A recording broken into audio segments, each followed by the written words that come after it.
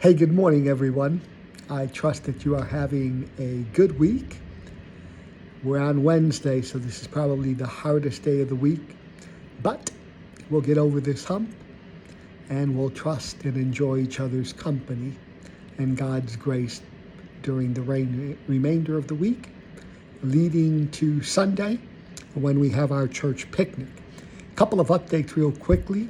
Found out yesterday that the national testing service that uses our facility is using it on Saturday.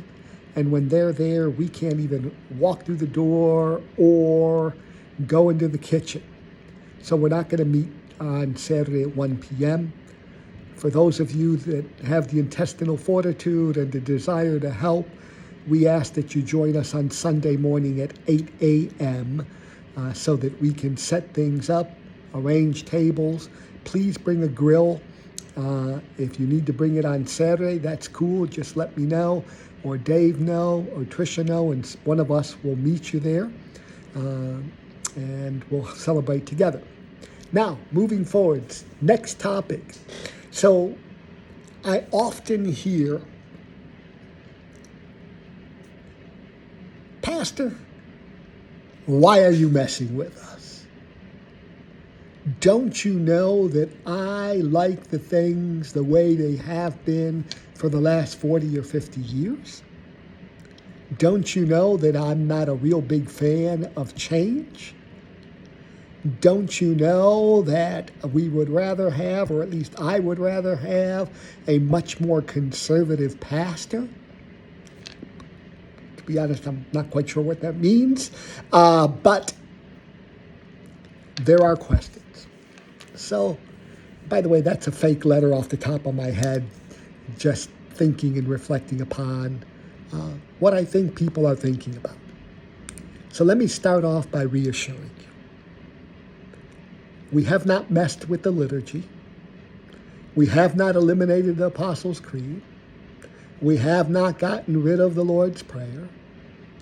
We have not gotten rid of, nor would I ever think of getting rid of, communion on a weekly basis. If anything, it has been my thought throughout many years in ministry that we need Jesus every week and that we should be celebrating Eucharist or communion every Sunday. My church in Buffalo used to do that, and I'm thrilled to be back in a congregation that also has that sense of identity.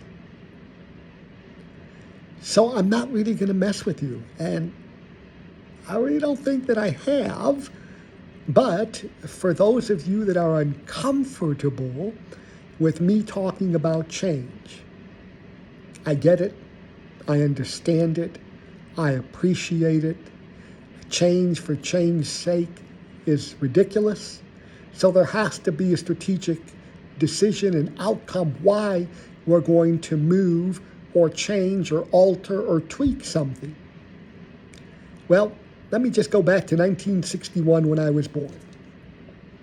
We had rotary phones and party lines.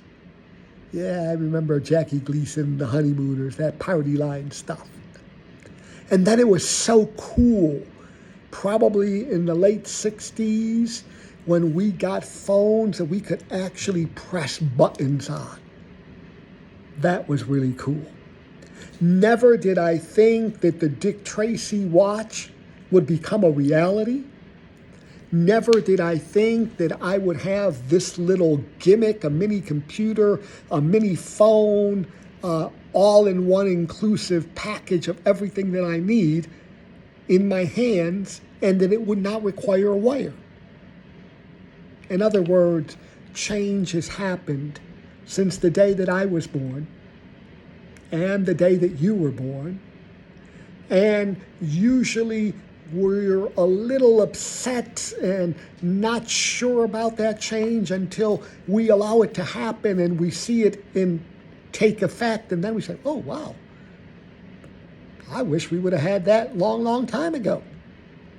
My first cell phone was huge, and it was a telephone model. And it was $1 a minute to use it, so I never really gave out that phone number. Change happens. We're not doing this to mess with you. We're not doing this to hurt you. We're not doing this to disrespect you. We are looking at change because the reality is we are an older congregation, probably with an average age of somewhere in their 70s. And if we don't change now, if we don't create the space, the opportunity, and the place where families can feel comfortable bringing their children and with their children screaming in church or escaping and coming up to the front of the pulpit, they're not going to come.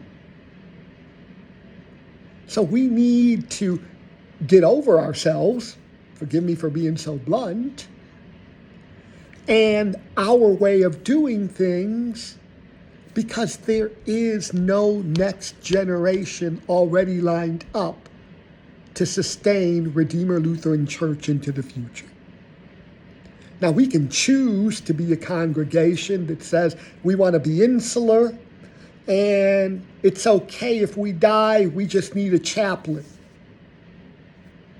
I've known congregations that have chosen that.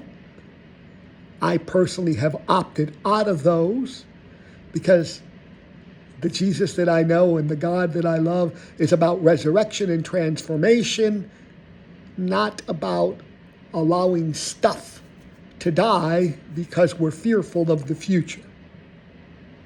Friends, I promise you, I'm actually a pretty easy guy to talk to. So if you're struggling, if you're uncertain, if you want to say something to me but don't know how to approach me, just talk to me. Schedule some time. Let's have a cup of coffee. Maybe even do lunch or dinner, and let's just chat.